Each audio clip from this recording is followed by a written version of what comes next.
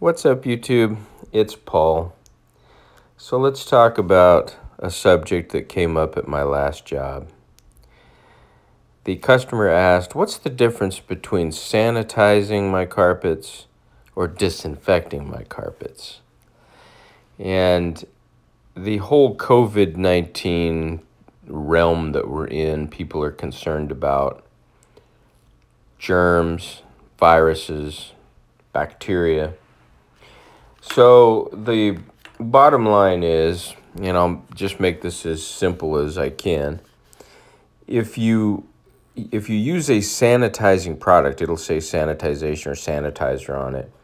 What the sanitizers do is they remove or lift away the germs and the bacteria with whatever cleaning method you're using. They don't remove all of it, so there will be some germs and bacteria left behind. They don't kill the bacteria or viruses. Their job as a sanitizer is basically to remove enough of the germs to bring the level down to a safe level is what it does. You see lots of sanitizers. They're safe, easy to use, over-the-counter stuff. If you disinfect, you're actually killing the germ on contact. So what happens is you spray the disinfectant, and whatever it comes in contact with, it kills bacteria, COVID-19, germs. The thing that it does not do is it does not clean or remove. So it's not attracting the germs and the bacteria like the sanitization process would. So it's not going to remove it. It leaves it in place, but it's completely dead. So that's the main difference. And I use the endcapstore.com for all my products. They have a product that is called Odor Death. Odor Death. It's a ClO2 chlorine dioxide stabilized product. It's medical grade, safe, nothing to worry about there. But you'll see me use it occasionally. And what I do is I mix it 12 ounces to 1 gallon of water, and then I put it in my spray bottles and I post-spray the home. So first I come in and I do my vacuuming and my cleaning method to get all the particulate soil and the emulsified soil from the soil suspension into the pad, leaving the carpet clean and fresh.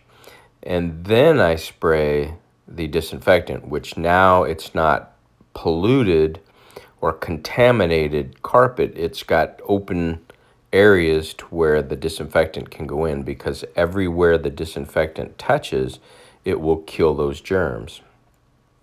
So that's why I do that. I know some people add it to their solution. That's fine, but it's the disinfecting properties of the ClO2 is now going to be competing with the soil load. Is it going to get to where it needs to get? So that's just my 2 cents on it. But the client wanted the disinfecting and didn't really understand the whole premise behind it. And in fact, I wasn't sure if the ClO2 was pretty sure it was a disinfectant, but I had to look it up and confirm that it was not just a sanitizer. So like hand sanitizer, that's a sanitization, not a disinfecting. So you put your hand sanitizer on, you rub it around. It actually is, if you wipe your hands off, it's attracting all the dirt and germs on your hands, and then you wipe it away. But it's not killing the dirt and germs on your hands. So there's still a little bit left, but it's at a safe level. So there you go. That's your pro tip today.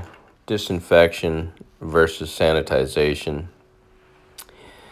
You can also use that and inform clients. This is the first time a customer actually asked me that. And I believe it's because of the COVID going around. They wanted to know, what the difference was and if it would help eliminate the virus and the germs and bacteria. So you can actually go out, and if you wanted to, if you don't use ClO2, you could sell it as a post-treatment disinfecting process for the carpets. Let them know you're pulling everything out of the carpets, all the soil load. It'll be fresh and open. Nothing's been tracked on it yet, which is a perfect time to disinfect and let the disinfection go in and kill everything. Again, it's medical grade. I tell people that are worried about products, you know, you could wipe your counter with it and build a sandwich and eat it. You'd probably be fine. And I don't say probably. I just say you'd be fine. And I don't recommend doing that. But anyway, back to subject. And you could charge, you know, I think it's about $40 for a gallon through my supplier. Odor Death is what it's called. And if you mix 12 ounces to a gallon, there's 128 ounces in a gallon. So you're going to get about almost 11 jobs. So maybe $3.50 to do a house if you do 12 ounces to a gallon. And you can, in order to cover the $40 cost of the product, obviously if you charge, say I'll disinfect your home for $30 or $40 additional at the end. And that way, you know, I mean, what are you going to make? Another 300, you'll make about 350 bucks after 11 jobs. Plenty of money to replace your product, and you're also getting paid for your time. It doesn't take very long to just transfer it to a bottle and mist it, or put it, sometimes I put it in a 1-gallon pump-up sprayer, mist it that way. So that is something good to know. And you'll see I'm using the 175 with my tank. And I've done multiple jobs now. I think I posted a couple that I did with the tank, this one with the tank. And unfortunately, I am going to remove the tank. I like the concept. I like the idea behind it. The only thing that I don't like is not having the dwell time for the chemical to be pre-sprayed and allow it 3 to 5 minutes to emulsify and break down and suspend the soil for pad removal. And honestly, I like a dry pad. That's why I spray a little heavier with the pre-sprayer, so I don't have that problem. I think that by pre-spraying, letting it break down, then using a dry pad, by the time I'm done, I can feel when the pad's too moist and it's just spinning and not picking up or absorbing the soil anymore. But like in this job, I'm trigger feeding. I learned how to feather feed. I did it perfect, actually, at the last couple jobs. And even this job, I mean, it comes out beautiful and you'll see the soil. But I get down on my hands and knees and the carpet feels wetter than normal. The last job I pre-sprayed, and then I did it with cotton pads, same pad. You can see it cleaned well. But then I laid my hand on it, actually took a napkin and put a napkin down to see. And the first job, I got a few little dots of water, which is normal. It was almost dry. This job, when I was done, I put and I know it's a Berber carpet, but I just feel it in all the jobs I've done so far. You know, when you're spinning, when you're spinning the pad and you're putting the moisture into the pad to clean, I guess what you would want to do, you know, Oxy-Dry, Robin, I think he uses a hog's hair pad, and he does most of his triggering and feathering with the shower feed through the pad, which is perfect. It's cleaning, the pad stays moist, and then it kind of loses its moisture and he feathers it again. Then he follows up with, I would assume, a dry pad to absorb what he's put down. That gives it some time to soil suspend. So there is a place for it, but for me, I like my work sprayer. I like to spray 3 to 5 minutes later, take a couple Ironman pads and go over it. In fact, I'm going to share some new ideas with you in my next video once my order comes in. I ordered the rayon pad from my supplier, or ncapstore.com. And it's a thicker one. It almost looks like a mop. But I did some research on the absorption properties. after doing a test with the microfiber and the Iron Man and putting him in the bucket and then wringing them both out and realizing that the Iron Man, the 100% cotton pad, absorbed twice as much water when I dunked it in the bucket and wrung it out. So I did some research on different fibers, and the rayon is actually supposedly the #1 absorbent material, and then cotton is second.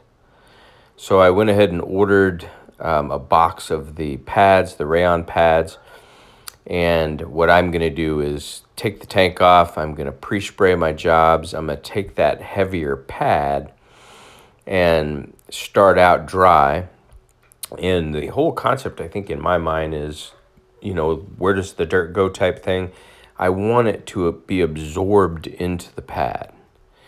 And I think if the pad stays moist too long, you lose the absorption properties, and now you are spinning the liquid, you know, in areas where you don't want to. Like here, I could tell when it started spinning faster, the pad had gotten moist. So stay tuned for that. It's going to be an awesome video, and we'll see how rayon stands up. And, you know, if it spins easily with the 175, if it does, I'm going to try it with my Koblenz as well, my 13-inch. And if I like it, I'm going to buy some 13-inch. I think they're only like $8, $10, or maybe $8 to $11 for a rayon pad for the Auric Orbiter. So I'll purchase those for that as well. Indeed, if they work. I mean, you know, Iron Man, always go to. You guys see me switching pads out all the time. I'll try all different pads depending on the soil load. So it's good to have, you know, all the different pads in your toolkit. So we'll see what happens. Anyone else who's had experience with a rayon pad, and I know rayon is similar to like viscose, which is the carpet you don't want to touch, simply because they say it's made out of like bamboo fiber, or wood pulp, or paper. The only thing I can say about that is if you're not cleaning a carpet that's made of it, but you're absorbing water out of a carpet with it, I mean, you know what paper's going to do. It's just going to suck the water right up. And what comes along with the water's the vehicle that absorbs and transfers the soil. So anyway, this job is complete. Hope you got some good value and information out of this video. If you did, please give it a thumbs up and leave those comments below. Hit the notification bell so you know when my next video is available. And I'll see you all in my next episode.